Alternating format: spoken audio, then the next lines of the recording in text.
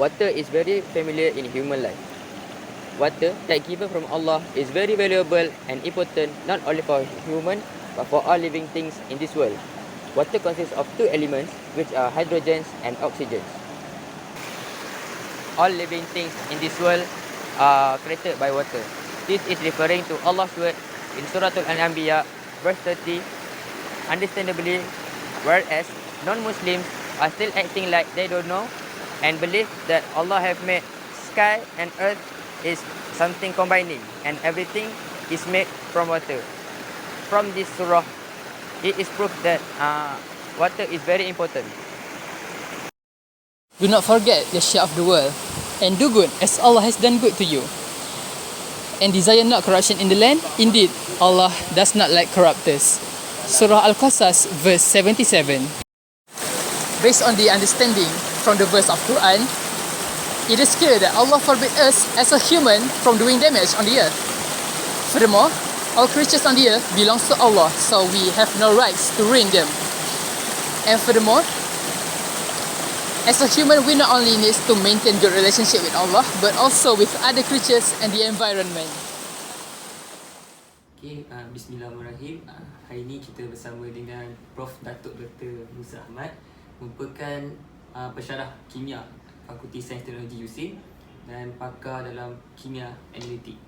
Okay, baik. Jadi kita pergi ke soalan pertemuan kita. Malaysia pernah dikempakan dengan isu pencemaran sungai Kim-Kim di Pasir Gudang, dan laporan memberitahu bahawa terdapat bahan kimia dalam air sungai itu, iaitu cyanin, toluene dan ethylbenzene.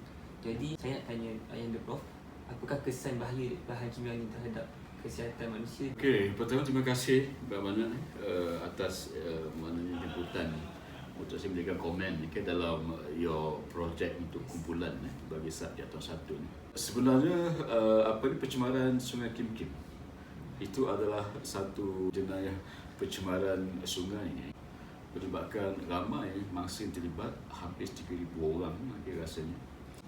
Dan 3 bahan yang anda sebut tadi itu, iaitu zilina panggil, toluene dan ethylbenzene, itu adalah family yang sama.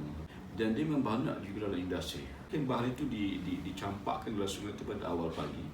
Cuaca yang panas dan angin yang kuat itu menyebabkan uap itu sampai dekat kantin berdekatan, sekolah berdekatan, sebab tu ramai yang sesak. Jadi kesesakan nafas itu adalah natijah daripada pencemaran itu, dan kalau dosnya tinggi boleh berakibat kematian. Satu perkara yang tidak sewajarnya berlaku, apatah lagi melibatkan nyawa ramai rakyat. As we all know, rivers bring many benefits to all being on this earth. Rivers plays a major role in agricultural and industrial activities, breeding grounds and habitats of aquatic life, ports, trade and tourism. However, the majority of the rivers are already polluted due to the hands of number of greedy and vicious human beings. Among the effects on the waters and the villages, they find it difficult to obtain clean water sources for domestic use or daily use. The result of toxic waste disposal makes the river water more polluted, causing aquatic life to die. This is because fish fail to get air on the surface of the water because it is blocked by the oil and toxics. As a result, the river's catch for fishermen would drop drastically and will indirectly restrict their sources of income. Bismillahirrahmanirrahim.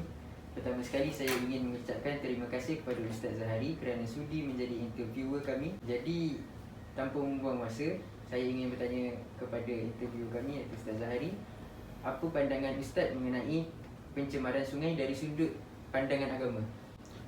Bismillahirrahmanirrahim. Satu, sebelum kita terangkan tentang pencemaran sungai itu, kita kena ketahui bahawa sungai itu adalah sebahagian daripada nikmat yang ada dalam alam sekitar kita, yang Allah berikan banyak manfaat kepada manusia lah. Bahkan kalau kita tengok Al-Quran itu sendiri pun, perkataan Al-Anhar seringkali disebut dalam Al-Quran. sebagai satu landscape kepada persekitaran di dalam syurga. Contohnya ayat Quran, wa basyiril ladzina amanu wa amilus solihat anna lahum jannatin tajri min tahtihal anhar. Maksudnya di syurga nanti ada sungai yang disediakan kepada penghuninya. So maksudnya sungai itu sangat memberi peranan yang besar kepada manusia. Kalau di syurga pun ada peranan, di kehidupan kita kat dunia ni ada manfaat yang sangat besar. Okay? So apabila pencemaran itu berlaku, kita melihat bahawa satu tindakan yang telah melakukan pencemaran kepada manfaat ataupun kurniaan Allah Subhanahu Wa Taala. Salah satu prinsip yang ada dalam fiqh disebut sebagai ad-darar yuzal. Setiap benda yang memudaratkan itu perlu dielakkan.